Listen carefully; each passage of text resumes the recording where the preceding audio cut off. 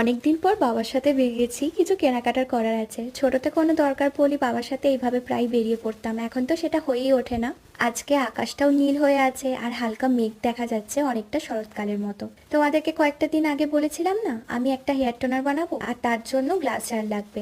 বাড়িতে তো একটাও নেই, তাই বাধ্য হয়ে নিতে আসতে হলো। এই দোকানে এত জিনিস আছে, কি পাওয়া যায় না। কেনার আগে বেশ কয়েকটা দেখে নিলাম। বাবা একটা বড় সাইজের জার নিল, এটাতে আচার রাখবো। তারপর বাবা বললো কয়েকটা ফলও নিয়ে নি।